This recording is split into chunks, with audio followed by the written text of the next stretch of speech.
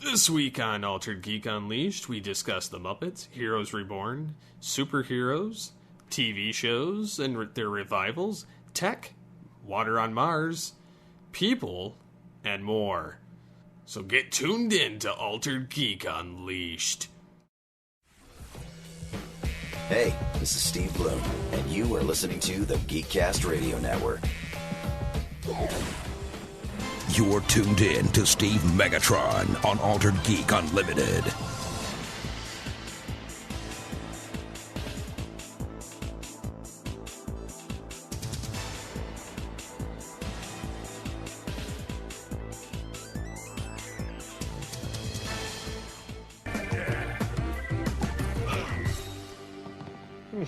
Time to get things started.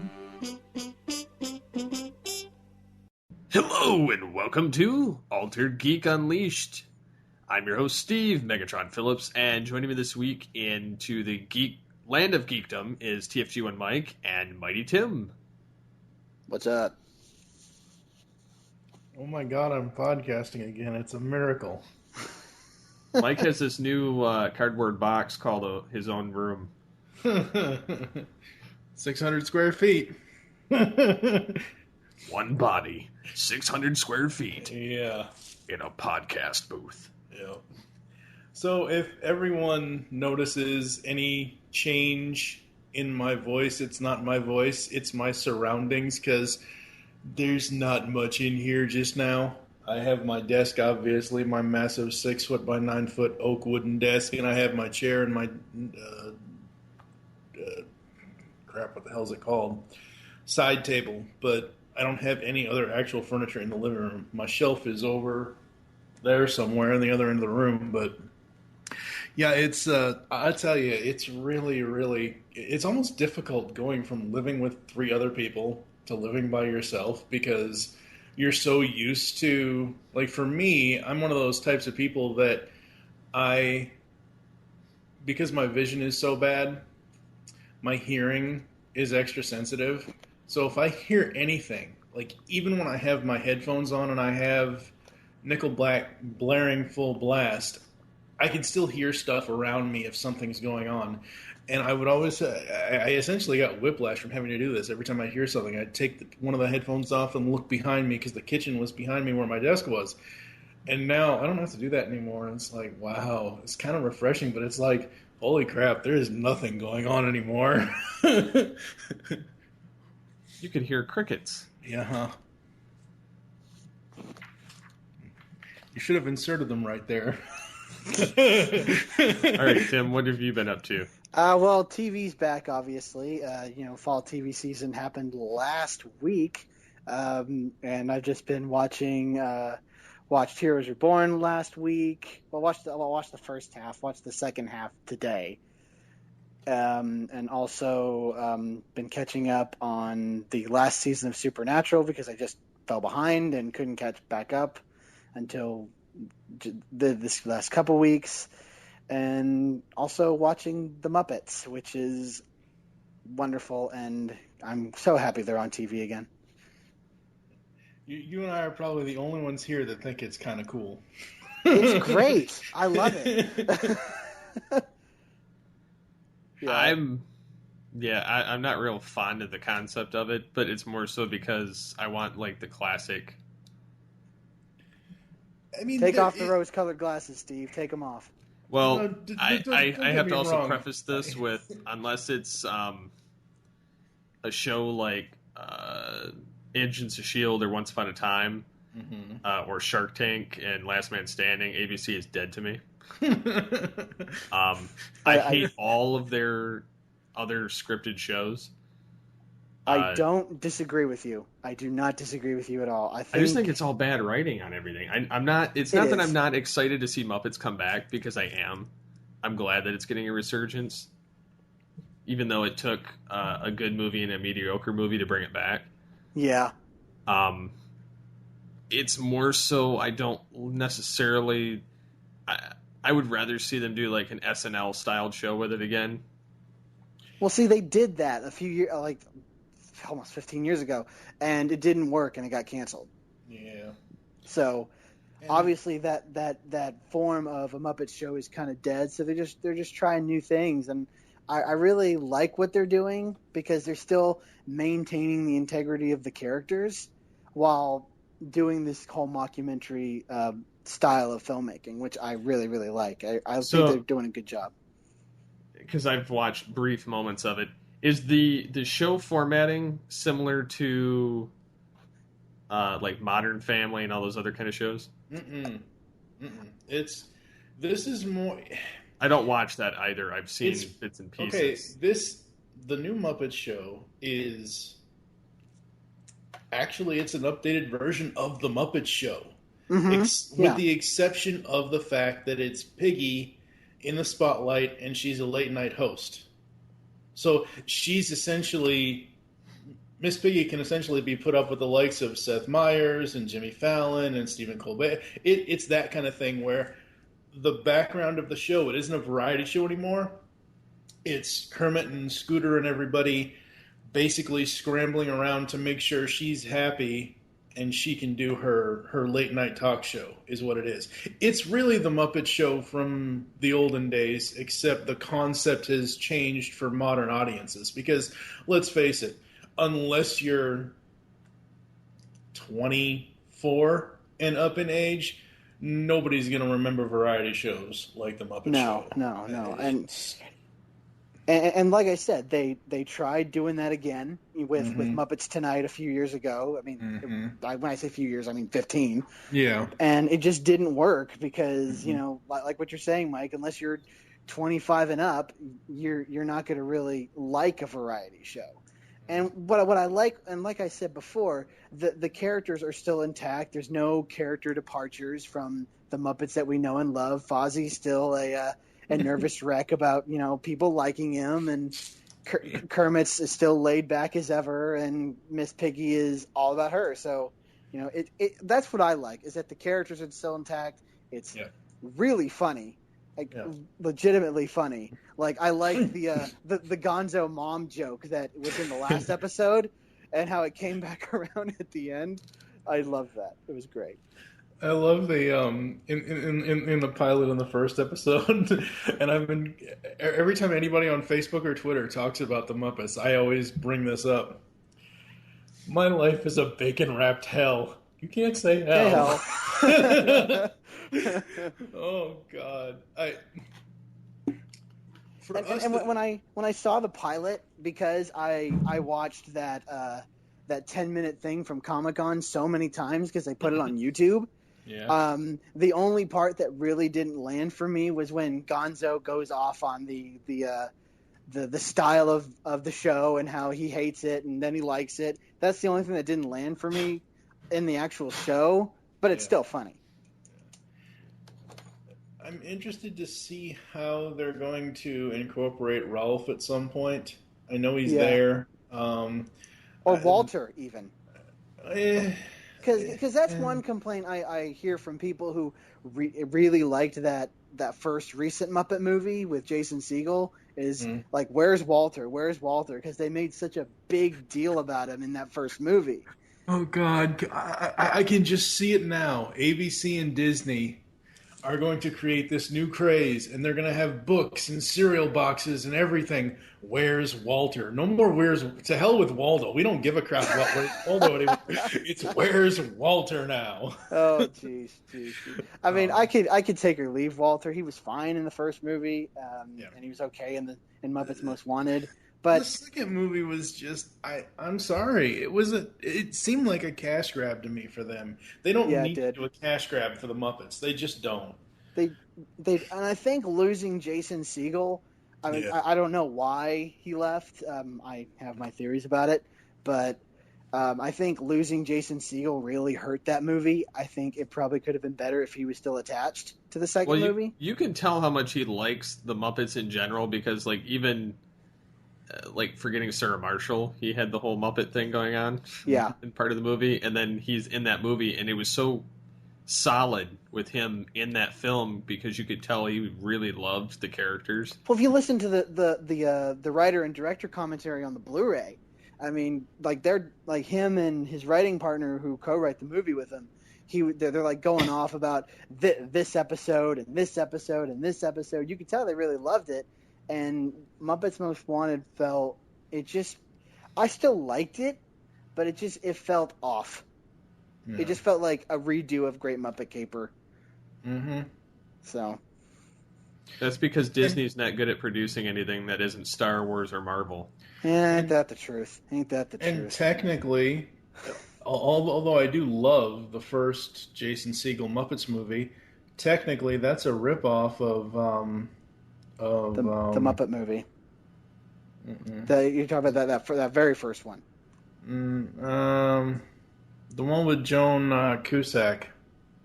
The Very Merry Muppet Christmas movie. Yeah, that's what it is. Because the Very Merry Muppet Christmas movie. That's what it is, because she's doing the same thing that Chris Cooper's character is doing in the 2011 Muppets film. You know, trying to destroy the theater, or take it over, or whatever else. And right. I don't know. There's only so much you can do with the Muppets. I know. There's only so much you can do with the Muppets. I get that. I understand that, but I don't know. I think this new show is kind of what we needed, because it's a new... It has most of the classic elements. It has skits, it has segments, it has whatever. It deals more with the backstage than it does... And the classic show used to do that all the time too, but it deals more with the backstage than the classic show used to. I just, so far after 2 episodes, I'm really enjoying it. And episode 2, when the Swedish chef showed up, I was like, oh yeah, this show has me now, because holy crap, is somebody cooking a pig? And how they incorporate like the lesser known Muppets, like how they did Deadly this week was awesome. No, someone on Facebook, someone commented on Brian T. Stevenson's status. Brian T. Stevenson, we actually interviewed him a couple of years ago. He's a voice actor and all that kind of stuff. He does, oh God, he's going to kill me for not getting this right. He does Monkey Creations, or he does some Wings of Monka, or it's some toy company thing that he has. He did a comment about his thoughts on it, and somebody else commented saying, oh, thank you. I never knew what the cool looking dragon Muppet's name was, which is Uncle Deadly. Right. Yeah. Muppets. It's really good. I really like it. I still, but Steve, I'm totally with you. Aside from, what were you saying? S.H.I.E.L.D. Well, I said S.H.I.E.L.D., Once Upon a Time, like Shark Tank and Last Man Standing. Like, I really don't care for anything else that ABC's produced. No, I can't stand all the Shonda Rhimes stuff. I watched Grey's Anatomy when everyone told me to, and then I lost track after a few seasons. Aside from, no offense to you, Steve, but I didn't like Once Upon a Time. It's got its moments. I think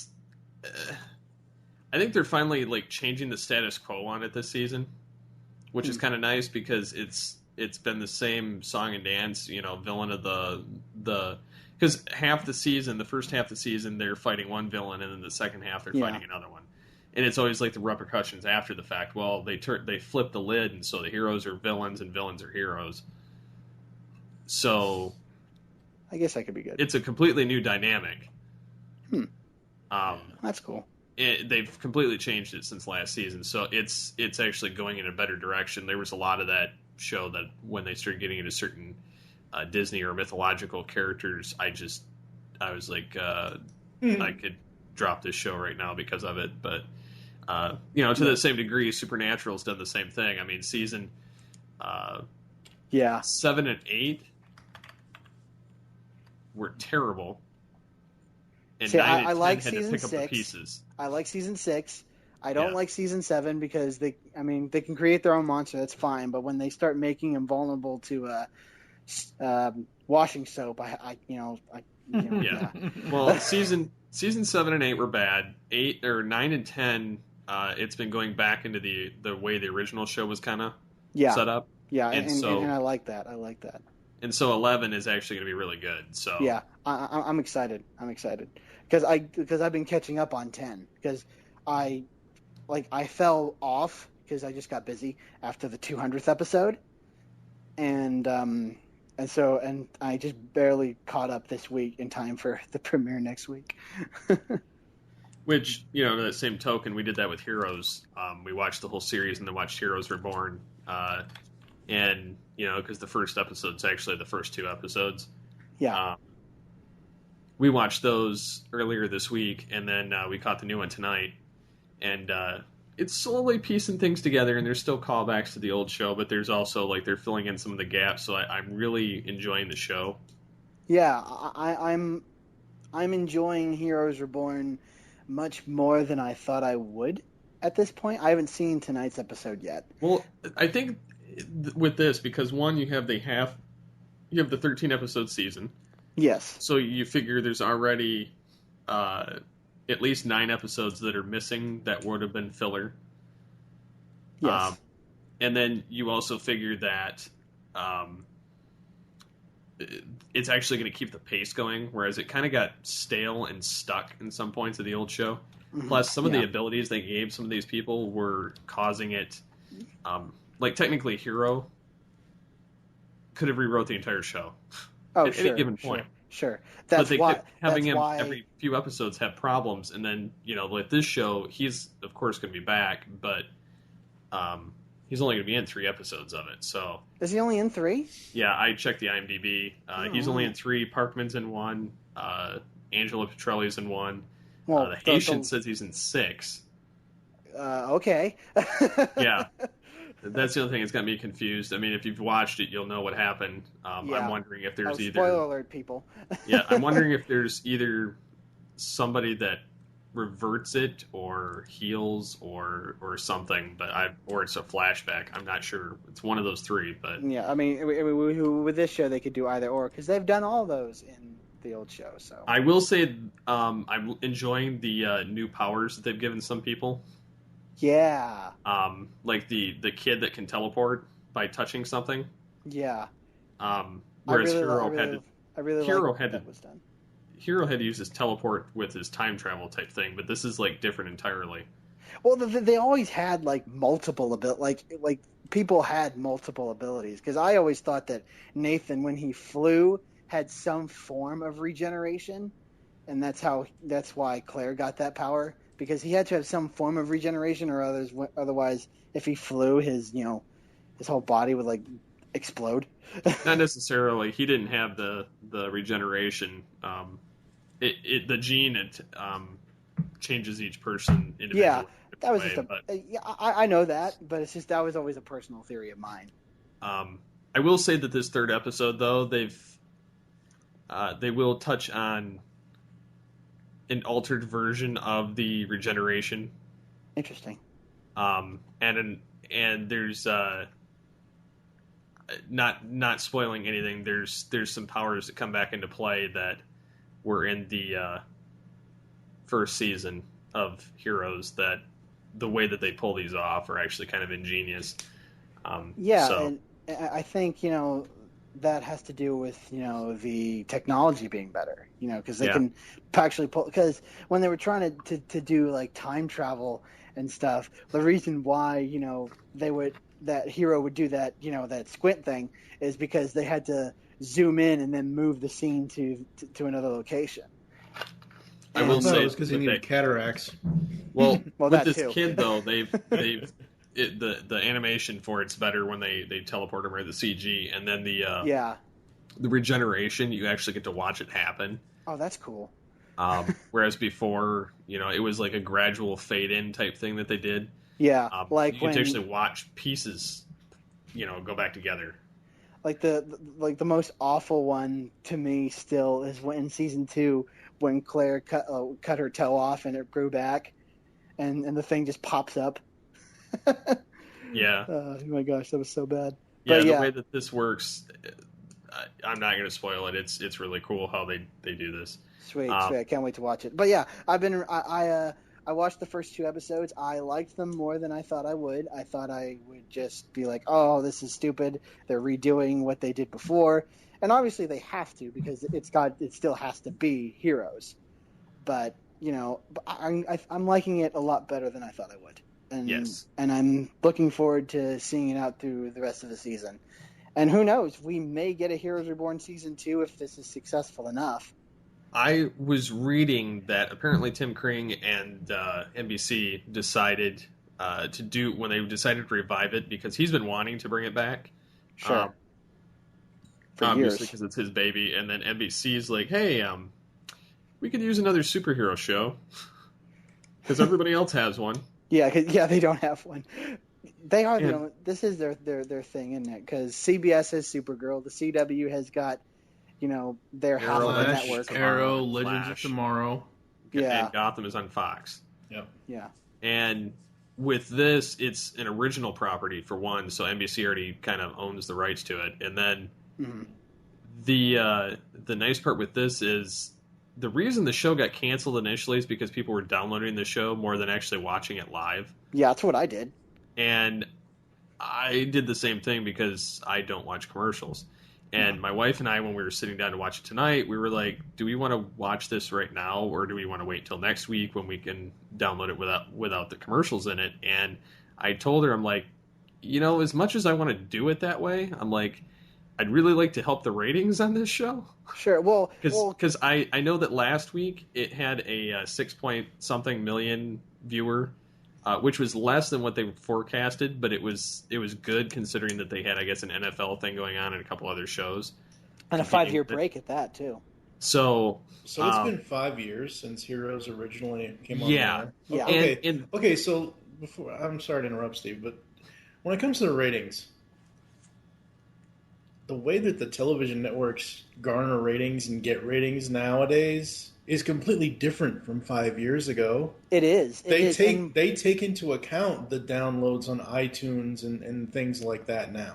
And here's the thing, Mike, is Tim Crane was actually saying, I read somewhere that the reason the show got canceled was because they didn't take those downloads and DVRs into account because the network was so firm on the Nielsen ratings and people watching it right now, and because the DVR thing and downloads was kind of on the rise in 2006 to 2010. And now it's just the norm, and they have to account for it. So, I mean, who knows that if they'll take those things into account as well as the Nielsen ratings, and that will determine whether the show gets another season, or who knows. And the thing about the 5-year gap that was kind of nice is he basically said that Heroes Reborn is season 10. Yeah. He said show so never there's that whole 5-year gap between, so it takes place in real time in the story. So he's pulling a 24. Okay. Yeah, kind of, much. but not really. I mean, you got to figure all these shows are coming back, like 24, X-Files, Heroes. I mean, it's no surprise that they're going to bring back shows that they all had because of ratings and because there's no original ideas anymore. So if they can bring back something they already had and there was a strong following for it, why not? Well, the problem is not that there's no original ideas. It's just when there's an original idea, no one watches it, so it gets canned. Yeah. Or people will watch it, but it'll get canned after its third episode or before its third episode. That's the other. TV is a double-edged sword. It really. Well, you either make it or you don't. A film will at least but, get the benefit of the doubt, and then it'll get sloshed after it comes into theater. But see, I can understand someone like NBC, CBS, ABC, CW, or Fox, but the big five broadcast networks. I can see them saying, okay, you're going to get a 13 episode order, or what? Instead of doing this whole 22, 23, 26, whatever, you're going to get a 13 episode order. If by the 13th episode your show doesn't fully succeed, then you're not going to come back. But there are times where NBC has, specifically NBC, I'm going to single them out because they've friggin' done this and it's pissed me off. There was a show a couple of years ago with David Krumholtz. People will remember him from the Santa Claus. He was Bernard. Yep. He was in Numbers. Wait, what? He was in that show Numbers. Numbers. Yeah. Love Numbers. There was a show with him and a few other people I don't remember off the top of my head. It was called the Playboy Club. It was about I remember that show. It was about the Playboy Club in Las Vegas in the 1960s. it lasted exactly 3 episodes before NBC said screw Yeah, it. but that whole year, though, was kind of weird because a lot of shows got canceled that didn't really deserve to be canceled. Okay. There was like the what was the other one? It has to do with it's that prison where all the inmates disappeared and started reappearing a little bit. Alcatraz. Yeah, I mean that show. I mean, yeah, it made it. Well, that's through most Fox, of the and first... they're notorious for doing that kind of crap. Well, I mean, it's I enjoyed the show, but it got canned, unfortunately. But and let's not forget Kings on NBC. That was canned, like, what, after 6 episodes? Yeah. At least Selfie got canceled. Oh, thank God for that. Nobody wanted that show. Why that show was... Nobody likes the word. Yeah. What show was that? I missed that. Selfie. Yeah. Karen Gillian. Yeah. While you guys were talking about all this stuff, I looked up each of the 5 networks of what's coming, and honestly, outside of Supergirl, NBC has the most new shows that I'm really wanting to check out this year. Yeah, NBC's got a lot of new stuff, but they need it because, a lot of their shows ended, didn't they? All their other, 30 Rock ended, The Office, Parks and Recreation, Community. Well, that's their own dang fault, but whatever. Yeah. But yeah, they need content, which is one of the reasons they're bringing back Heroes, is because we need something. We need a staple. And it's already got a following. So, I mean, the fact that all they're doing is bringing back something people already loved, it's guaranteed at least something in the ratings. And the fact that they've got 13 episodes means that the budget, even though they might spend similar amount of money, even if it's less, but they can work harder and have better quality show. Like, a lot of the scenery in the original Heroes seemed obviously green screened. Oh yeah.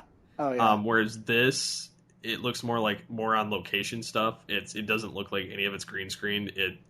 It's pretty solid in its picture quality compared to the original show, and I'm enjoying watching how things are playing out in it too. But it's again, it calls back to that 13 episode thing that Mike Powers and I have talked about for the past year. I mean, I've always been a fan of the 13-episode structure in any show, because when you have that many episodes to tell a certain story, you don't have time for the filler. And the nice part about this is he said that even if the show, this particular mini arc has a beginning, middle, and end, he said, but that doesn't mean that they can't continue it in another season. It's just... they're basically pulling what they did with the Volume 1, Volume 2, and the original Heroes. Only difference is instead of making them 2 volumes in one season, they're just having them separate seasons. When they did the 2 volumes in one season, I thought that was a cool idea at first, but then when it actually played out, wasn't the best idea. No, and so like in that sense, I'm glad, but I'm also glad that they have Bennett again as the staple of this show, and then they've got guest stars of the old show. Yeah. And really, the ones they've got guesting in this show from the old show are really the only ones that could guest in it. Yeah. Because they killed off just about everybody else. Did they? Well, I mean, most of them. Okay. Did you watch the old Heroes recently? I have not watched the old Heroes recently. Nathan Petrelli died. Peter Petrelli only had the one power at a time. Siler, nobody knows what happened to him, but he's a good guy now. Yeah. I watched it. It's just it's been a few years. And then, most of it is all the actors don't want to come back. Yeah. And these are just the handful that were like, yeah, I'll come back. Yeah, but it's because they're not doing anything. Yeah. But they wanted... Yeah, I mean, it's not like, you can always live long and suck at Zachary Quinto. Yeah. Oh, he... kidding. Yeah, so they're not even going to mention what happened to those characters because those actors, aren't going to... Because if they bring up the name Siler at any point, people are going to be like, oh, they mentioned Siler. It must be important. Mm-hmm. Yeah. Well, especially with this kind of show, because when I watched the first couple episodes, whenever they would zoom on a list of names, I fell back into my old Heroes watching habits and paused my iPad to see what other names there would be. It's that kind of show. It always has been. Well, and they're going to explain what happened to some of them, but yeah, they're again, definitely going to explain Claire because they have to. Because, Well, they do in this episode. Oh, yeah. Well, I already know she's dead, so it's fine. Well, yeah, they showed it. Yeah, but they don't show, like, they explain how, in the way that they show Bennett how it happened, you know, how he found out, it leads to, like, 3 other people with powers. Oh, that's cool. That he's had prior experience with, so it's kind of all raveled into one. But, and again, part of what they do with, like, Molly Walker is kind of tying back into season 1 of Heroes, so... Yeah. Again, there's a lot of callbacks, but it's very well written this time. So yeah, I guess moving on before we talk about Heroes all night. What I've done for the past week is we finished that superhero class again, which was nice. I was a community teacher assistant on it this time, and unfortunately, in the voting. Because how it's set up is this semester was changed from last semester, so there were some differences in how, like, you could either take the written track or the creative track. But the written track basically is you wrote essays every week based on whatever the course material was, and if you chose the creative track, you had to create your superhero sketchpad. And so I did the sketchpad thing again. Well, when we're all done with it, we got to do submit it on the website. And we were in, you know, whatever the top 40 are for the project, get put into a superhero scrapbook.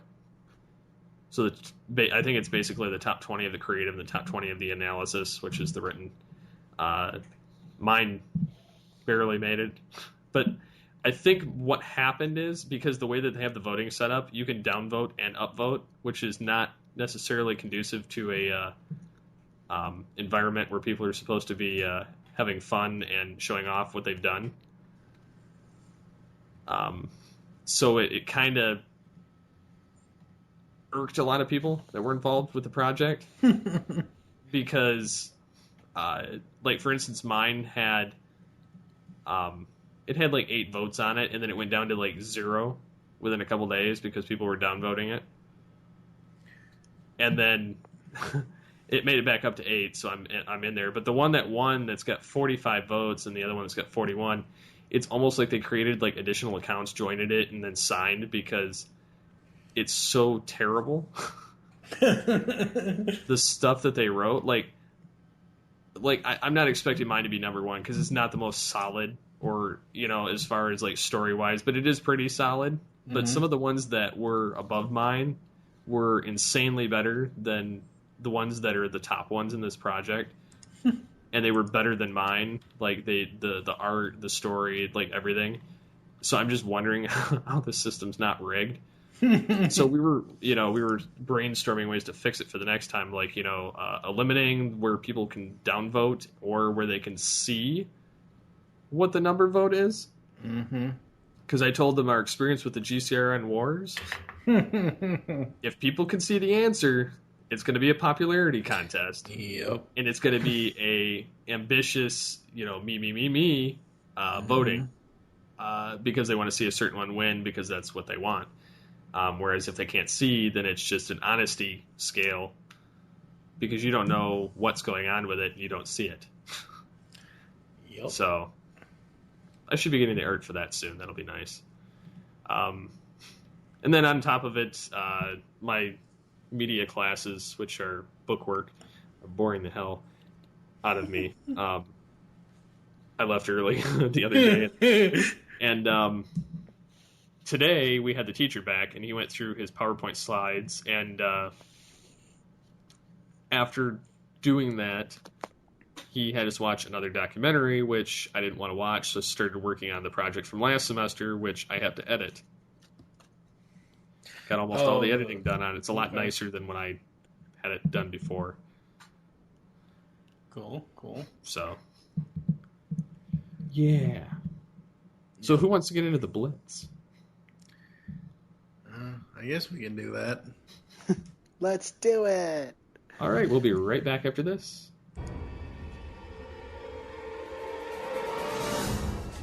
10-minute blitz. 10-minute blitz. 10-minute blitz. 10-minute blitz. And we're back with the 10-minute blitz. Alrighty, I will set... It's actually going to go a little bit over 10 minutes because I'm going to set these for a minute 30 instead of a minute 20 because that's just not enough time. If we spill over, we spill over. Ready? Yep. Alright. Starting the timer. There is news that The Critic, the John Lovett show, may be coming back to the airwaves. Well, somebody's got to pick up Siskel and Ebert's slack. I mean, and everything else is coming back, so why the heck not? I would actually love for that to come back. It's funny that John Lovitz wants to come back too. So yeah, I saw a few episodes and I liked it. So what the hell has he done in the last 15 years outside of his comedy theater out there in LA? Honestly, I honestly couldn't tell you. Yeah, that's the thing. That's why The Critic's coming back, is because they need something to get John Lovitz back in the spotlight. Well, he's done he's done some Adam Sandler flicks occasionally, and then he's done some live action movie parts, but they're not very big parts in anything. Yeah, again. So not like he used to be. I have it on DVD. It's in my cabinet. That's like that rumor from a couple of weeks ago that Wesley Snipes is talking to Marvel about Blade. It's just, hey, Marvel movies are really good. I was in one. I should do one. Yeah, I'm talking to him. How's he going to do that and be on his new TV series, The Player, on NBC at the same time? Well, The Player's probably going to get canceled anyway, so it's fine. Yeah, because he's not profitable. Not even going to give it a chance. Damn. He needs to go back to the Blade teeth. Hello, Netflix. Yes. Moving on, Sarah Michelle Gellar is rumored for Princess Leia in Star Wars Rebels. I know that they were going to talk about that, but I don't know if they actually decided whether she is or not. I've heard different things. I keep hearing different things on who she is. I'm just waiting for everybody to start putting up art pics of her in the slave outfit at this point. Oh, it's going to happen. Funny you should say that. She's... Well, I mean, she got took a picture of her in the white garb with the ear bun things, and then kind of use that as a hint. But I'm not really sure. I don't know how I feel about Buffy being Princess Leia. Don't get me. Well, she wants to work with her husband again. Wait, wait a minute. Freddie Prinze Jr. Oh, who's on Rebels, plays Kanan. That's her husband. Wow, I knew that. I knew that was her husband. I didn't realize that was him. I've only seen the first 6 episodes of Rebels, so but I just need to watch the rest of it, man. Need to watch. No, I know. It's awesome. No, I love it. I'm not gonna end up being like what I was with the Clone Wars, where I just didn't really care. Well, that's because Rebels is a better show than the Clone Wars. Oh, it is. Everybody in the comments, go sick Tim right now. Hey, I agree with them. I mean, I like the Clone Wars. There are a lot of episodes that I like, and I like that they brought back Darth Maul. Oh, sorry. No, you keep going. I like that they brought back Darth Maul. I like that. I loved a lot of season 6 that was on Netflix, but it had a bit of a rough start. With everything, trying to cater to the kids and figure out how they were going to do a Star Wars show on TV and Cartoon Network. But I really think Rebels, right out of the gate with that first TV movie thing they did, really set it off on a nice path. And having Rex from Star Tours in the second episode sold me. So there you go. And we have Lord Vader in there too. So yes, Qui-Gon. So it's the Emperor. Too. Yes. Played by Sam Witwer from The Force Unleashed. Awesome. I know he's very old these days, but I still wish it was the original Emperor. Ian McDermott. Yeah. because if Not you like he's doing anything. Well, he may have health problems. Who knows? The guy's old, but It is true. I mean, okay. The way I look at it, and the last thing I'll say it, if he can do the vocals for Angry Birds Star Wars, come on now, he can surely do Star Wars Rebels. Well, Sam Witwer has a good rapport with Dave Filoni, who ran Clone Wars and also does Rebels. So I understand why they had him do it. So Easy job. yeah, easy job. Yeah. So anyway, moving on. New Avengers team is confirmed for Phase 4 following Avengers Infinity War. Is that really a surprise? Not really. Folks, I'm trying not to scream right now because we're not going to talk about this, but between the Star Wars rumors, between the 2 years of the BS that is BVS, the last thing we need, we're not even up to Infinity War yet. Hell, we're not even up to Guardians 2. Yeah. Well, it's just, with everybody's contracts in limbo, the press is always asking about it. What's going to be the thing? Are we ending with Infinity War, or what are we doing?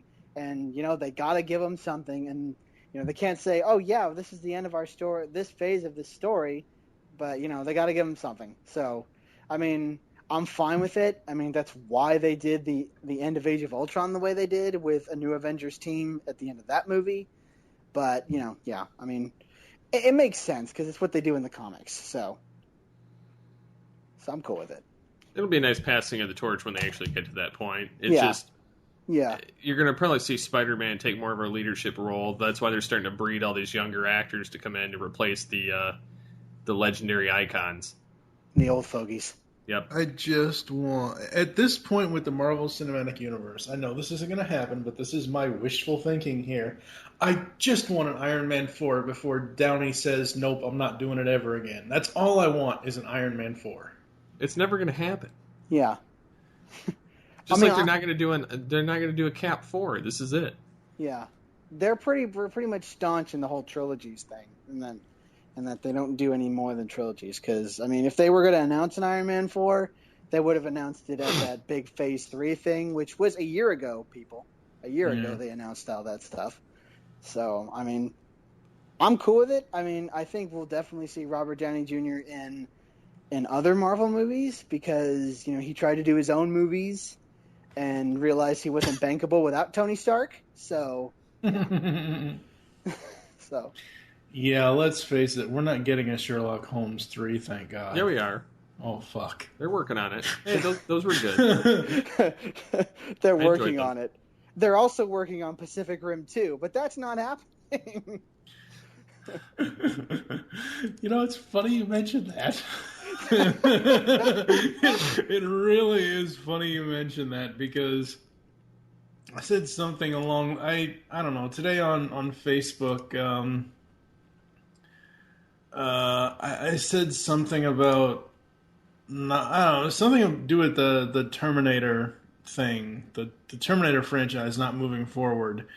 And our good buddy Jonathan Totterin from Canada said something to the effect of, oh, let me guess, you really enjoy also Pacific Rim being dead too. I said, yep, I dance on its grave. All right. Yep, you would. Pretty much. Alrighty. Batman vs. Superman is rated PG-13. What? I'm just shocked. I'm just shocked. I just can't believe it. Because I thought it was going to be rated R, honestly. Isn't every movie rated PG-13 if they can help it? Yes. Because it pushes the envelope, but not enough to give it an R rating, unlike Deadpool, which is going to follow the source exactly. Well, yeah, but that's Deadpool, though. And we're going to see Batman have purple blood because they can't have red. So we're going to pull a Batman Beyond Return of the Joker. No, I'm just joking. Wait. You mean he's going to slip in a puddle of water and flip the electric switch on himself now? I think the other reason is they're going to have him get down with a little bit of wondering. Yeah, I mean, this isn't anything. I mean, It's just people wanting to talk about Batman versus Superman. I mean, I go back to my childhood. I go back and watch all the classic old 80s movies and stuff like that. And some of them, because we live in the PG-13 era at this point, I would say the last 15, 16 years, it's been all, oh my God, every movie is PG-13. It actually shocks me to see any film that's rated R today. But going back and, like, watching, let's say, for example, because Dodd is off somewhere being deathly ill, RoboCop. I completely forgot that RoboCop was rated R. That would totally be rated PG-13 today. Totally. I know, right? It would have been PG because, Yeah. What was the last thing that was rated PG? I don't even remember. Unless it's animated, not much. Yeah. I think Big Hero 6 was PG. Well, yeah, but it's I don't Yeah. count I don't count animated films in that because it's like you're supposed to be playing towards to the younger audience, to the younger audience, but sometimes you just don't, and some movies are just not. Some animated movies are just not safe for kids at all. No. I mean, falling in love at first sight and then realizing, oh, hey, I should have done some anyway. Not the sister. Not the sister.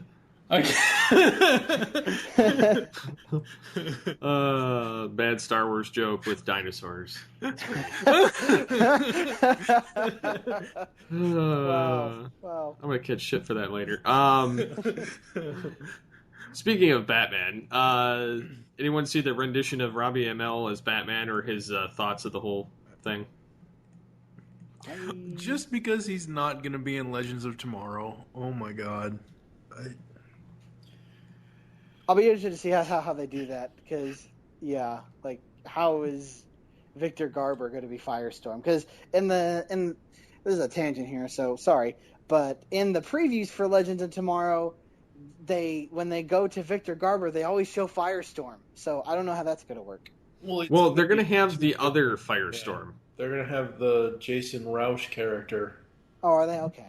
Yeah, the 2004 African-American character. Okay, that makes sense. The funny thing is, off-air, and I'm so totally throwing Steve under the bus here, because he and I always we don't really bitch and complain about this, but we always shake our heads when they race bend any character and change it to fit the mold of whatever the show is.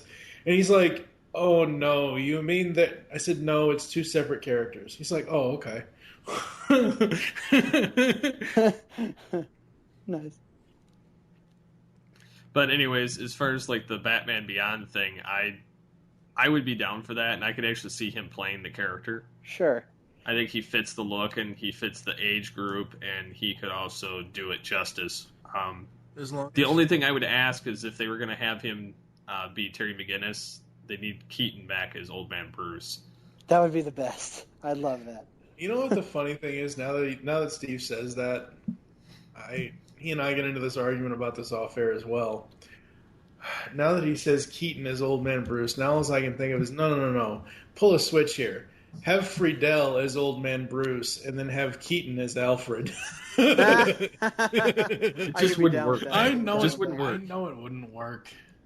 This is the same guy saying, "Oh, Friedel could have been Batman Beyond." He can still be. Yeah, the animation. No, the live he's action. Too old. No, he is too old to play. He can't. He doesn't even look like Terry McGinnis. Jeff Bridges didn't look like Kevin Flynn until they put him in all that digital crap in Tron Legacy. I mean, And even then, he still didn't look like Jeff Bridges. Anyway. But no. Anyways. I would be down with an idea with a Robbie Amell Batman Beyond kind of movie. That would be cool. The only problem is not many people have.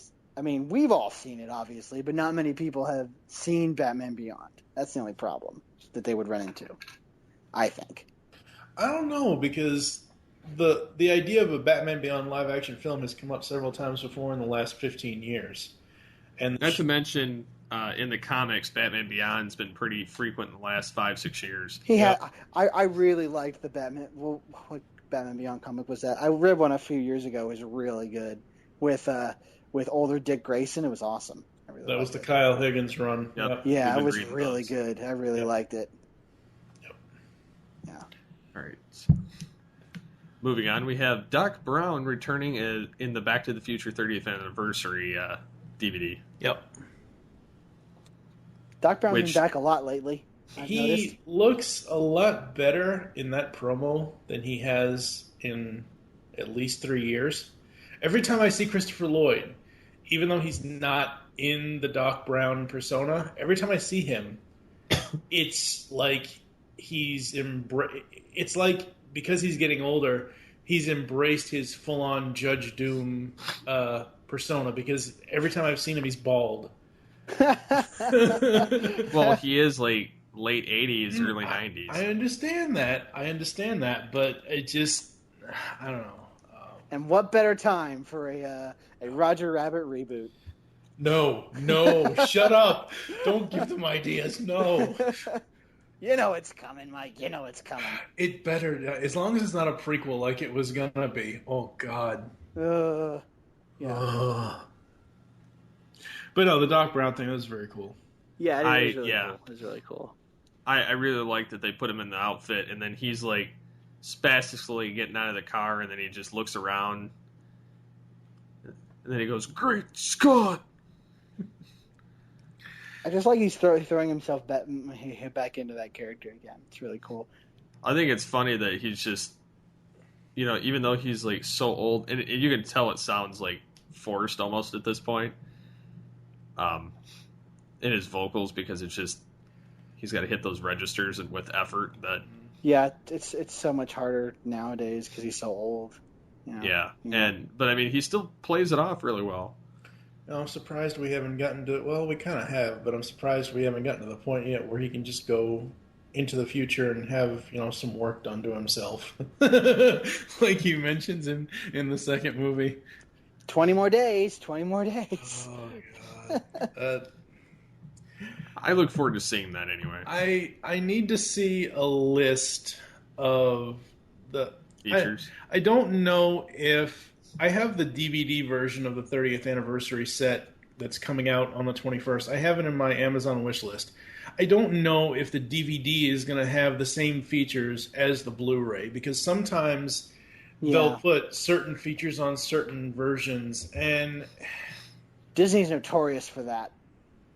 It's one of those things where the 2005 version of Back to the Future, I think it was like a 5 or 6 or 7 disc set, has everything you could ever want. Granted, that was 10 years ago, but still, it had every single feature. Even the 25-year edition, which I have, that I bought 5 years ago, has everything, because it had the Blu-ray, the digital copy, all the special features, the commentaries, the pop-up things. What more could they do, really? Yeah, I just wish all that content would be transferred over to the 30th, but whatever. What are you gonna do? Yeah. But they are adding the animated series to that Ultimate set, so there you go. The Blu-ray version, you mean? Yeah, I think so. Yeah, I think I read that somewhere. I don't know why they can't just put it on both versions, but whatever. Yeah. Disc space, man, disc space. DVDs don't hold as much as Blu-rays. You need 5 DVDs for every Blu-ray. That's also true. Still, they could release the animated series as a separate set. They'd be just touring it like everybody else. That's where we're going. I did not just endorse that on purpose. You dumb bastard. I'm just saying, if they don't want to release it for money, it's free game.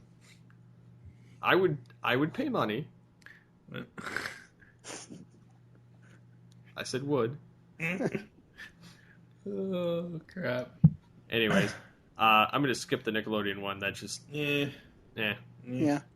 It's... Basically, they're just going to have all that panel with some of the... Like, 4 of the original the cast story members. you could have thrown in there was the listing of what the 90s channel is going to have. Well, I already covered that. Oh, you did. But it's I've they been don't have I've a been complete moving list my anyway, life but, around, man. I haven't. I still have episode 101 to 107 to catch up on. you're screwed. Fans are petitioning for the 90s Spider-Man cartoon to return. I'd be down with this. I've been slowly making my way through that old show because I was fiddling around on YouTube one day and stumbled upon the I don't know what convention it was at, but it was the anniversary panel with all the voice actors and John Semper, and it was really cool to watch and made me want to watch that show again. So, and I really liked that show and think they kind of left it on somewhat of a cliffhanger. So I'd be down for it to return. The only problem is somewhat of a cliffhanger. Are you kidding? I mean, seriously, I'm being that generous, was Mike. I'm being generous. No. I'm saying it in a good way. That was the biggest cliffhanger of '90s animation at the time because that is oh my God, face front, true believer. We're gonna go find Mary Jane Watson. End credits. It's like, yeah, huh? Like what? Like that? Yeah. No, but I'd be down with it. The only problem is Ultimate Spider-Man is on. Yeah, that's the only problem. Yeah. Funny thing is, I don't care about any of those Spider-Man cartoons other than this one. I'm sure that this one's the recent one's really good. I just don't. For one, I don't like the animation style, and I just don't care for teenage Peter Parker. And you are gonna hate the new Spider-Man come May. You know, you say that, but I've enjoyed almost all the. I've enjoyed the first films of. Screw you. The first Spider-Man You're films. breaking your own rules, damn it. Yeah, I know. I can do that. But the first Spider-Man movie that came out in what was it? 2002. 2002, yeah. I went and saw that in theater when it was new, and really liked the movie. And then the second one came, and I really didn't care. And the third one, I really didn't care. Then the Amazing Spider-Man comes out. The first film was good. The second film was just. You could say it, Steve. A colossal train wreck. Yeah, it's a colossal train wreck. It was as bad as Spider-Man 3. I would say worse, but that's just me. Yeah, I would kind of agree. At least Spider-Man 3 is washable. Yeah. I mean, at least Spider-Man 3 has the glorious pie scene from James Franco. The other thing I didn't like from Spider-Man 3 was the emo Peter Parker, but the rest of it I was fine with. Yeah, sure. But, yeah, the Amazing Spider-Man 2 was just garbage. Oh, such garbage. So we're talking about the hero broke her back. Yay, you're so good. So we're talking about Spider-Man, and we brought up the old classic 94 animated series. I actually interviewed John Semper Jr. last year on the 20th anniversary day of release. That was the 20th. Yeah. I don't know if it was... I don't know how long the interview is. I don't remember. I don't have it pulled up. I'm not looking at it. But it was a pretty in-depth interview talking to him about what the show was about and where he would go from here and stuff like that. It was pretty awesome. So we're talking about Spider-Man. I saw something on Facebook the other day through their little trending thing that they're going to take, and this is a fan film that was done, they're going to take Gwen, and they're going to do the Spider-Gwen story, like what has been done in the comics recently, and they have Emma Stone as Gwen Stacy in this fan film. It's the Spider-Man movie we need. I'm going to check this out. But do we really deserve it? Yes, we do. Yeah, you're probably right. 'Cause the last Spider-Man films were just crap, but it's a crap. Yeah, it's a crap. No, I mean, do you guys follow the Spider-Man animated series Facebook page? No. Yes. Oh, that's really good because John Semper is always posting something about. It's really, really good information. I really like when something comes up. That's one of the reasons why I had interviewed him was because he created that page. Nice. Yep. So, not going to take a break. Going to jump into some technobabble. Oh boy, technobabble. Technobabble. The worst part of Star Trek. Oh, I'm sorry. Yeah, right. For those that didn't understand science. So anyways, there's this, they call it magical concrete. They, on I got this article from Gizmodo, but they showed, and they're using it in like the UK. They've tried it out a couple instances, and it's like this porous concrete that's got air pockets throughout it, so it doesn't like buckle, and it sucks the water down through to the ground underneath, so it doesn't damage the concrete or settle on top of it or pool up and flood. Which I thought was really neat, because they had a truck dump 1,000 gallons of water a minute on this thing, and it was like 6,000 gallons of water or something, which was a colossal waste of water, but it was amazing to watch them dump this. It's cool.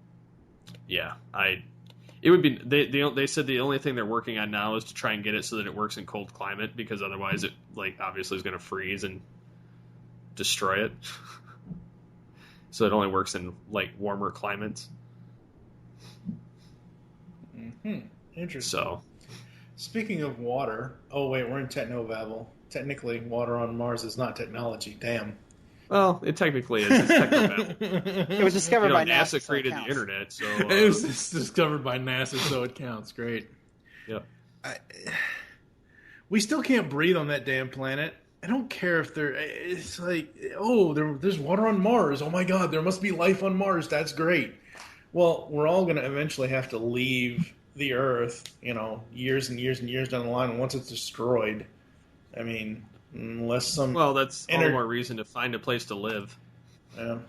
But Mars, I mean, it doesn't we're going to live in domes. No. We're not pulling a Lightspeed rescue.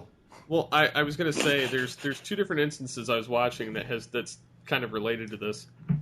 Stephen Colbert was talking to Elon Musk about his new Tesla, and it's this new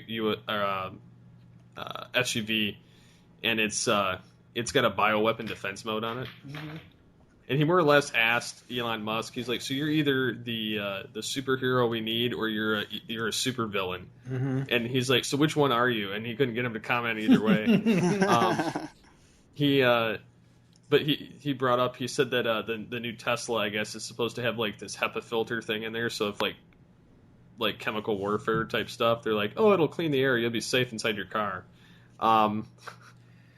I just can't. I just started laughing when I heard that, and it's got these almost DeLorean doors on it, which is kind of cool. But that aside, they were bringing up the fact that Elon Musk has his hands in so many different cookie jars of the tech world. One of them being, the space exploration stuff to Mars. And he says, so what would you do to live on Mars? He says, obviously they'd build domes and have, that kind of stuff. He says, what if you wanted to do it quickly? And he says, I'd drop a nuclear bomb on the North Pole and the South Pole. He says, instant atmosphere. Oh. When you said we're all going to live in domes, the first thing I thought of was the Simpsons movie and Homer. Dome! Biodome. Spider Pig. Does whatever a Spider Pig does. He's not Spider Pig anymore, he's Harry Plopper. Nice. So Skype is rolling out. I knew about it, but I didn't really... I haven't seen it physically on Skype, but I guess they're rolling out this universal translator for everybody. Oh, okay. It's cool. Star Trek's coming early. Is it a paid feature? It probably will be a paid feature. I don't think so. I think it's just built into the application. That would be cool. I don't know how it's supposed to work, though. That's the only thing I want to know. And then, of course, the final thing in TECHNOBABBLE before we take a quick break and then come back and finish it out. There's this new, and Mike knows what I'm going with this, app that's being worked on that is basically, it's called Peeple, and you rate people. But you have to enter them in with their cell phone number, and if you know them, and you're supposed to rate them, The only thing I don't like about this is and I watched. I'm not sure if any of you are familiar with Philip DeFranco. I've heard the name. He's good. He does SourceFed, like he owns it all. Anyways, he had a video on it the other day. I think it was today or yesterday or something like that. And he says, "How is this a good idea?" Because the people that are creating it think it's such a great idea because they're like, it's basically like a Yelp for people, so you can tell if they're good or not. And he's like, this just makes it easier for the trolls and it's just like the Facebook dislike button. Well, it's gonna allow people to you're gonna see a lot more cyberbullying because people are gonna because obviously people get hair up their ass and they start tearing into each other. Yep. All the time. And we were kind of going back and forth on Twitter about it earlier today. And they're saying obviously don't give it more exposure, but I'm never going to use this app. I think it's the most pile of crap thing because they're saying that when we're going back and forth saying about how it's going to kind of pull from some of your social profiles and it's going to be in real kind of murky grounds of the privacy spectrum. I mean, how would you not get in trouble or get sued for like slander or having a bad grade on this or anything like that? I just don't see how it's a viable. The only thing, no good can come out of this. No, the only thing Tim mentioned earlier, the Facebook dislike button. Oh. We've needed this for years because this isn't like it's fake. I know, I understand that, but I'm saying that a dislike button on Facebook. I don't know why Facebook hasn't done this because it just seems wrong to me if someone posts something that they're having a hard time or they're going through a family crisis or something. It just seems wrong to me clicking the like button on a status like that because are you liking that they're having a hard time or you're that's why I want the Facebook dislike button. The only problem is they should just have an agree button. Yeah. There's the thumbs up for like or they should just have agree. The only problem with the Facebook dislike button is and it will go the other way, is if it goes the other way and then someone dislikes something that they disagree with and then someone gets all worked up about it. That's the only problem I see for the dislike button. But no, Mike, I totally get where you're coming from for the dislike button though. So this thing, this app, it reminds me of, and I'm sure you guys remember this because you're both old enough. Everybody remember the racing arcade cabinet game San Francisco Rush 2049 or San Francisco Rush in general? Yeah. Sure. So this racing arcade game, San Francisco Rush, it back in the day when people actually knew what a payphone was, on there, in order to get a high score, in order to be entered to get the high score, you had to enter on the game console. It had it actually had a payphone number pad on it. You had to enter your phone number on the thing. That's what this app reminds me of. I know the app is different than this game, but because obviously it's for spy crap. This whole app thing, it's like, oh my god, Will Smith's wife in Enemy of the State, Regina King, was right. Right. Okay. Oh damn! No. My question is, what's a payphone? Tim, come on now. No, I know what a payphone is. I'm kidding. What's a flip phone? I mean, what's a phone that doesn't flip? I just don't give a darn. Oh, that's our shortstop. There it is. Yeah. And with that, we're going to be right back after this quick break.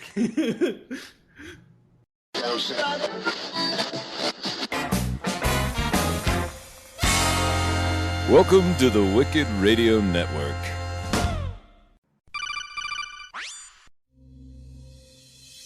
Want to interact with the show? You can contact us in the following ways. You can call the voicemail line 502-526-5821. You can email us feedback@geekcastradio.com. You can visit the episode post on geekcastradio.com or alteredgeek.com. You can get a hold of us on Twitter @AlteredGeek. Look for us every week on geekcastradio.com, of course, Stitcher Smart Radio, iTunes, Blog Talk Radio, and alteredgeek.com. And now, back to the show.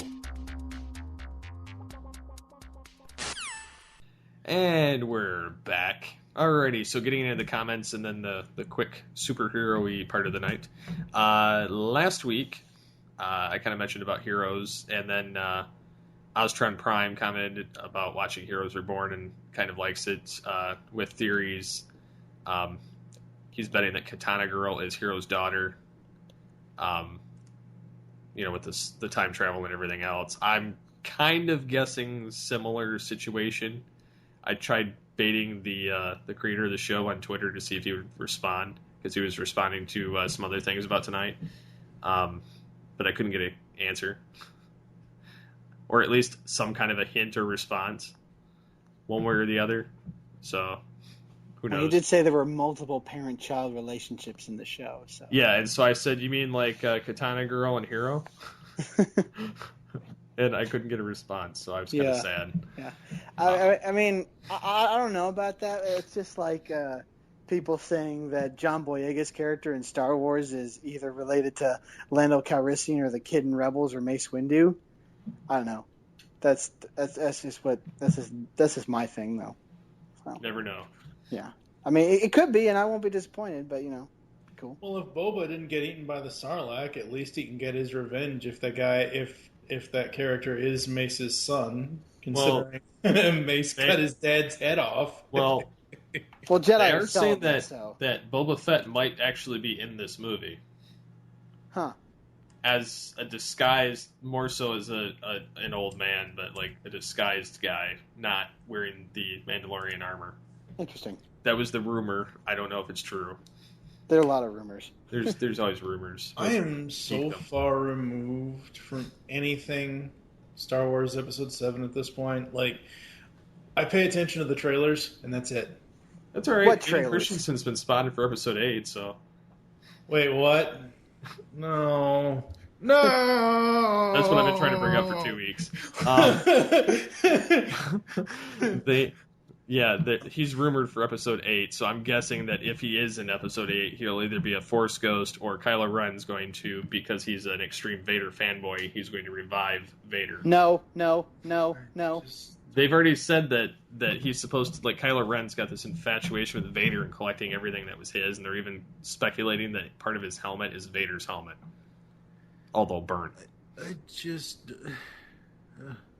I don't know. Thankfully, they can't bring back Padme. She don't want to come back. I know. That almost tanked her career. No, I think... Just like she probably doesn't want to come back for another Thor film. No. Yeah. I think Where the Heart Is tanked her career. Walmart. Moving on so I don't get stabbed with a fork. Oh, are you kidding me? That was hilarious. I'm just pulling a mic. I'm pulling obscure comments from movies. You know what's funny about that movie is what dates that movie is that Walmart closed at night. Yeah. Well, before the 24 hours she lived in the sporting goods section. Yeah. Like that could never happen today. They'd be like, "Hey, get the hell out." Yeah. Like, what are you doing? It honestly depends on the area. It does, though. It does. That you live in for 24-hour Walmarts. Because ours, the one here in Louisville that's over on Bashford Manor Lane, down in the area I used to live at now, it used to be 24 hours, and then there were too many shoplifters. Yeah, that's what I've noticed. The more notorious the area, the more often they are going to close it at a normal time and not be open 24 hours, and the more vibrant the area and high class. Same thing with McDonald's. The McDonald's that I used to live by used to be 24 hours, and I used to love it, and now it's not. And it's like, oh, give me a break already. Well, you can always go, to Taco Bell. Open to 2 a.m. or later. Yeah. No, No, open back up at 4. yeah, but that's drive-through though. Still, you can walk up to the window. Give me your damn tacos. Anyways, Epicurus of Cidium, when we were commenting about the core utility of the internets, he says that the big reason the White House made a statement that the internet is core utility is because conservatives like Jeb Bush have blatantly stated that they would repeal net neutrality, among other things. And then we were kind of going back and forth about how politicians are asshats. In the gist of it. Yes. Because I don't want to get into politics. Yeah, no, That's almost its own topic show entirely, GCRN Wars Episode 1. Healthcare horrors and Obama. Dirty government and healthcare horrors. That's what it was. Yep. That's you want to hear my thoughts on it, you go listen to that. Because I bet you my conversation has not changed. And the crazy thing is, it's the only episode Brian's ever been on. It's the only episode that wasn't actually geek related that we've covered. Because I was like, I want to talk about politics. That's probably the least downloaded show of Wars, obviously. So, superheroes are us, is what I'm calling this next section, which is funny. So, Feige is teasing a season or phase 3. I'm excited for all this stuff. Super excited for all this stuff. I mean, I'm just ready for all these movies to just start happening. I mean, I love that we got Ant-Man in July, but I almost wish that we got it in November as was originally planned, so that we wouldn't have to wait as long between Ant-Man and Civil War. But whatever. I would almost rather see them come out with movies about every 3 months rather than... Well, they're going to start doing that in 2017. Yeah. Which I'm excited for. Which for obvious reasons. Yeah. Yeah. But no, I'm excited for all the Infinity War stuff that they're talking about doing. Because all this stuff that was teased by Kevin Feige was at this event where they were promoting the Blu-ray, which comes out today at the time of recording, or tomorrow, the time of recording, depending on when this episode comes out. And they were asking questions about Infinity War and how the shared universe affects the individual movies and stuff like that. And one of the producers said that they were actually looking to source materials from 2 different Thanos-related comics. One being the Infinity Gauntlet comic from way back, and the Infinity run that was Brian Hickman's run that was only 2 years ago, which is crazy if you think about it. Because Batman v Superman is only doing The Dark Knight Returns, which was, 25 years ago? Mm-hmm. Yeah, basically. So I like that they're pulling from all these recent stories and framing their movie around that, as opposed to just sticking to this one story. Because didn't we get Dark Knight Returns and The Dark Knight Rises? Mm-hmm. Not really. There was a couple little elements in there, but it was like it was a mixture of like that kind of Nightfall, Long Halloween, No Man's Land. It was a mixture of 5 different plot lines from the comics, and that's how they got the Dark Knight Rises, which is why it's such a travesty. Yeah, because they couldn't just stick to one. Yeah, exactly. Let's overcomplicate this with 5 different sagas that took years to tell in the DC Comics timeline. Right. Basically, what Steve is saying, ladies and gentlemen, is The Dark Knight Rises is the Spider-Man 3 of the DC films. No, no. I'm saying. The Dark Knight Rises. Yes, I agree with that. The Dark Knight Rises is the Spider-Man 3 of the Warner Brothers DC films in the sense of Spider-Man 3 had too many villains. Blah blah blah. Dark Knight Rises is made up of too many stories. It's just, it was too busy. Yeah. But I'm excited for all the stuff that they're doing with Doctor Strange. I'm excited for Avengers Infinity War, even though it's several years out. I'm also very excited for Captain America Civil War. So I'm excited for all of it. Next year is going to be a big year anyway, with Civil War, with Batman vs. Superman, with Deadpool, Suicide Squad, new X-Men. Yeah. So I mean, it's going to be a busy year. I mean, Star Trek. That's right. That is coming out. Oh wow. Yep, Rogue One. There's something else. It's going to be a busy year. Yep. So, obviously, Marvel, not to be outdone, has a contingency plan should they get Fantastic Four and X-Men back. I think we can all agree that the likelihood of them getting Fantastic Four back is higher than X-Men, I would think. Yeah, I don't see X-Men leaving Marvel, or leaving Fox anytime soon. No. I see Fantastic Four going back to the maker. Yeah. And that becoming probably, like, I don't know. I don't know if that would lend itself well to a TV show. I'd almost... You could do it. I think I'd rather see it as a TV series because it would give them more time to kind of flesh out the characters, whereas the movies are just kind of a cobbled together pile of garbage. Well, see, the thing with Fantastic Four is they're called Marvel's first family, and family relationships develop over time. And I think a TV show would be a great avenue for that.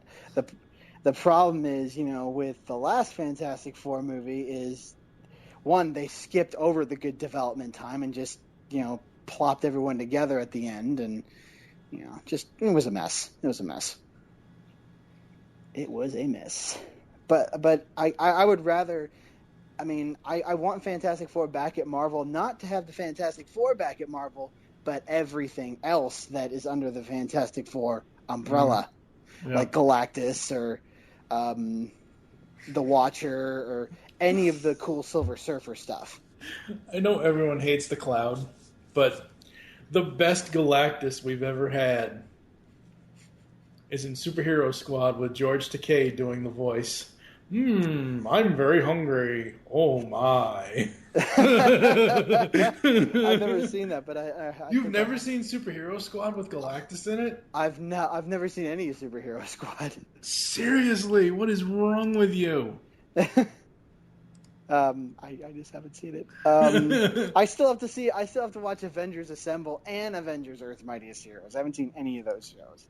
I haven't seen either one of those, but still, either way. Yeah, but it looks funny, so I want to check it out. And jumping into some Arrow. Stephen Amell finally says Green Arrow in a new international superhero trailer. Yep. The trailer was awesome. It was. I want that channel where all the I know, why don't we have that? Yeah, like all the superhero related shows on one channel.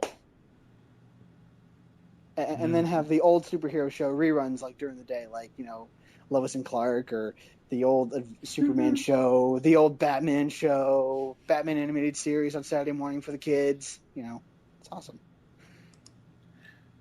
But I would love that network. That would be awesome, yeah. Yeah. I am so ready for Flash and Arrow. Like I said a couple weeks ago when I was on briefly, episode 104, whatever, I don't remember. I am really, now that they're going in a new, brighter direction for Arrow, I'm really excited for Arrow. Yeah, me too. And the fact that he is Green Arrow, because the first episode's called Green Arrow. Yeah. The fact that he's being called Green Arrow now is exciting and refreshing. It's just a natural evolution. I think I said this in the last time I was on the show to Steve. Everybody bitched and complained when the show first started. Oh my God, why isn't it Green Arrow? Why isn't it this? Why isn't that? If you look at the 3 years that's happened, he's evolved and he's had to evolve into that persona. Yeah, absolutely. Well, he was like the archer and the vigilante. The man in the hood. The man in the hood. The arrow. The arrow, now the Green Arrow. Yeah. Oh well, he was Ra's al Ghul for like a whole 5 seconds. Yeah. Keep the bat shit out of it. That was a little bit of guano. Where's Ace Ventura when you really need him? I mean, well, the thing with Alrighty then. Well, the thing with Arrow is it's always borrowed from because Green Arrow doesn't have a rogues gallery. They have to. Batman's got more than anybody else. Yeah, so. it's true. It's true. Green Arrow does have a rogues gallery. It just isn't as big as Batman's. Just nobody knows who the hell they are. Well, everybody knows Count Vertigo. I mean, yeah, but I mean, still. Do they though? Do they? Yeah. I mean, he's already fought the Clock King. He's already had, Ra's al Ghul. He's had Slade. Slade's not coming back anytime soon. Yeah. He's behind real bars. Yeah. And I really didn't like the episode in which he came back. I thought he was wasted in that episode last season. Bad writing and a bad plot line. Yeah, the writing in last season of Arrow was all over the place for me. I mean, just I'm more excited for season 4 after season 3 with the lighter direction, because obviously the Flash is turning heads because of its lighter tone as opposed to Arrow's Batman tone that it's had for the past couple of years. So he needs to bring balance to the Force. Yes. I mean, here's the thing with the Flash last season is the people in Arrow that were on Arrow and also on the Flash seemed to have more fun on the Flash than when they were on Arrow. Mm-hmm. I mean, since we're talking about flashing our arrows, No. I watched Stephen Amell did a Facebook live chat or whatever. I don't even know. It's similar to something as what a live stream or a Ustream would be, but it's on Facebook specifically. Yeah. He said that last season, when Arrow was the introductory point for the Flash, and then the Flash going off into its own series, when they did crossovers last season, you could watch one show or the other. He said for this year, for Arrow Season 4 and The Flash Season 2, you can't just watch one or the other. They're all the crossovers that they eventually do are all going to be tied together. So you can't just watch one half of the story from one show and not watch the other half of the story from the other show. Well, they've also said that Arrow Season 4 and Flash Season 2 are going to lead directly into Legends of Tomorrow. Right. Like the first half of those seasons. Right, absolutely. So that's exciting too. So it's almost like they're doing the Marvel thing, but on TV. It's pretty cool. Yep.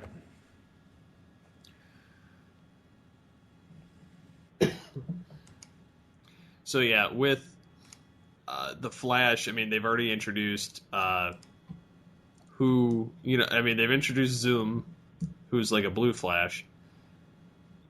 Supposed to be worse than Eobard Thawne. And then Zoom's Black Flash, I'm calling it. You didn't know that? No, well, I did. I had theories, but I haven't been paying attention to the Well, spoilers. Have you ever watched Final Destination, any of them? No. Anyways, he's the African American guy that plays the he was Worf's brother on Star Trek. He's the guy that plays he runs the morgue in all of the Final Destination films. Oh, okay. Yeah, well, I know who Tony Todd is. Yeah. Yeah, I mean, but what I'm saying is that I'm thinking Zoom, because Zoom is an alias for the Reverse Flash in the comics. So I'm thinking that this version of Zoom is going to be Black Flash, which is, something that is always out to kill the Flash. Like he could never outrun the Black Flash because it's like they're always out to kill the other. The Black Flash is always out to kill all speedsters through the Speed Force. So could be interesting, but it's also nice to see Jay Garrick in there in his costume. I love his costume. It's so awesome. Yeah, I definitely like that. I think that's a really cool suit that they gave him. And using the helmet where it doesn't look cheesy is an accomplishment. Because, yeah, it actually looks really good. Yeah, which I've always given marks to the Flash, because they were able to make all these, crazy concepts with the Flash, with time travel and the Speed Force, actually work for a general on a TV audience. budget. Yeah, on a TV budget, no less. So, yeah. So do we think they're going to hit the Crisis on Infinite Earths? Oh, absolutely. No, actually, no. Well, yeah, probably. Well, we are going to have multiple speedsters in this season alone, like 3, I think. Yep. Flash, Wally West, and Jay Garrick. What people have to remember is that CBS and Warner Brothers are the CW. So this isn't just this isn't like the old days where it was the WB network and we threw just enough money at something to make it halfway decent. Like, they're really going forward with their superhero lineup. I mean, this isn't don't get me wrong, as much as I enjoy 85% of Smallville, this isn't the Smallville days when it comes to television budgets. No, I totally agree with you. Because now that I mean, the thing with Smallville is, because of the way that show was, when they started introducing like the high concept superhero stuff, like the really ultra geeky stuff, they really couldn't do it because they didn't know how their tween audience would take it. But since now with the CW that Smallville worked and Supernatural worked, they can do these genres, like high genre concepts, like multiple Earths, like the Speed Force, and make it work and make it awesome. Yeah. And because of the direction that the Flash is going, I don't mind that the DC Comics African American Wally West is going to be in the show. Yeah. I mean, it makes sense because of Joe and Iris. Yeah, exactly. Yeah. So yeah. I mean, yeah. We all can't have Michael Rosenbaum as Wally West all the time. Oh, that would be the best. and he's Michael Rosenbaum at this point in his career. He's too busy being an imposter to go back to being the Flash. Yeah. That's a show we'll be covering on Remote Control. That show was really awesome. I've not seen it. I guess I should watch it. It's a TV Land show. Yeah. Which you think TV Land, oh my God, it's supposed to be all old television, but every network now, no matter who you are, is getting into new stuff. It's basically it's not as deep or as dark as what Breaking Bad is, but it's a similar concept, except his is a character, dark comedy then. It kind of, yeah. His character is I don't know how to explain. I'll tell you off air what it is, but basically what happens is that he eventually comes upon this guy who is supposed to be this pastor of this town, and somehow the guy dies, so he takes over his identity. So that's why it's called Impastor, but it's got Sarah Rue in it, of all people. It's got Dr. Stephanie Barnett from The Big Bang Theory in it, and she's a hell of a lot skinnier than what she was on The Big Bang Theory. She was pretty thin there too. Not really. It's been a while since I've watched that episode. Yeah. But yeah, I mean, I'm pretty optimistic they're going to hit the Crisis. I think it would be really awesome if they managed to, even if it was briefly, like tie into like Supergirl or some of these other shows, and like possibly, with the time travel thing and the infinite universes and planets, could eventually like just tie them together for an episode. The only thing, even if with like the fact that they'd forget when they went back. Do you guys think that they'll do a Flash Arrow Supergirl crossover thing? No, I don't. They may. I don't think it'll happen right now. Yeah, but being that CBS owns the rights to Supergirl, which also is part owner of CW, it's not out of the improbable. Yeah. I know these rumors were false at the time, but my one hope for Supergirl is that the Superman that they keep talking about in that show ends up being Tom Welling. I know it won't, but that's my one hope for Supergirl. Ain't like he's doing anything else. He's in that Nicholas Sparks movie, which is probably going to be really good. No, it's not. You mean as good as the underside of a tire? Yeah. Well, AKA dirt. And he's put on because someone posted a picture of him in the suit. No, well, not in the suit, but of him in his newest Nicholas Sparks movie that he's going to be in, and he is put on a few pounds. So he's not looking as super as he used to back in the day. Well, he does work on a farm more now, so.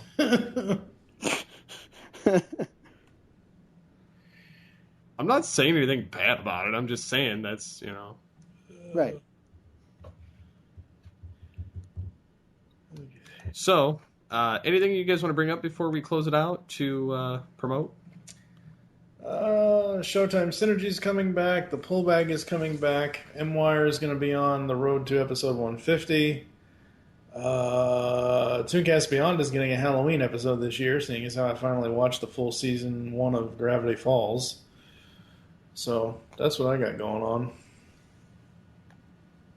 And as for you, Tim? You can find me on Facebook. I've got a Marvel Movie Talk Facebook page where I post all the news regarding all the latest Marvel Cinematic Universe films. I just rewatched the 2008 Incredible Hulk film, and I should be posting a review of that movie probably tomorrow. So, and also reviewing the Avengers: Age of Ultron Blu-ray that drops today. So you should see both those articles on my site, marvelmovietalk.wordpress.com, which you can get to through the Facebook page. Awesome. And as for myself, I'll be working on more stuff for Altered Geek. I'll be working on... I'm still fleshing out the characters and all that stuff for my Altered Generations comic/book thing that I created through that superhero class I talked about in the beginning of the show.